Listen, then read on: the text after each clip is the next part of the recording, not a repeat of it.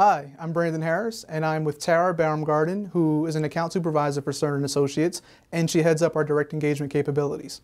Hi, Tara. Hi, Brandon. Tara, what is direct engagement, and what is the value to clients? So by Stern & Associates definition, direct engagement is any activity that puts our clients in direct contact with their key audience. I think the most common way and the most relatable format for that would be a conference or some type of speaking event. But there are other formats that are also applicable, and that could be something as simple as a book signing or a webinar.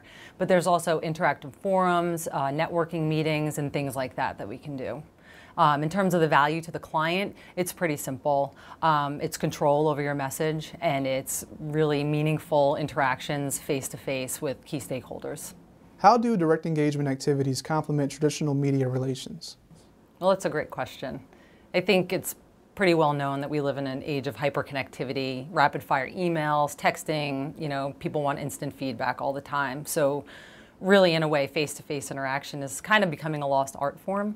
And what we've learned here is that FaceTime is really an invaluable vehicle. So while traditional media relations is a really great way to reach a mass audience, and to do so in a really shareable way where people can send around links really quickly, they can send it on Twitter, via email.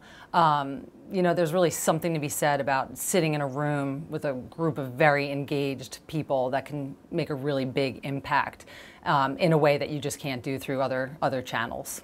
What are the different types of events?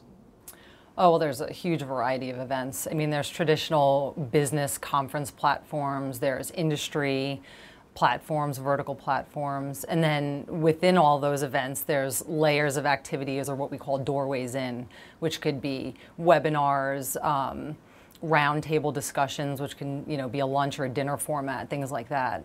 I think what's important to know is there's a lot of really well-known, very well-respected events like World Economic Forums and the TEDs of the world, but I think what's really important for us to let our clients know and people who are trying to get into this type of activity is that while those are really great to aspire to, there are literally hundreds and hundreds of really fantastic events that really could be more meaningful for that person's expertise or their cause or really what they're trying to accomplish. And we have a team here at Stern that's fully dedicated to that activity and to really finding the right venue for the right person at the right time.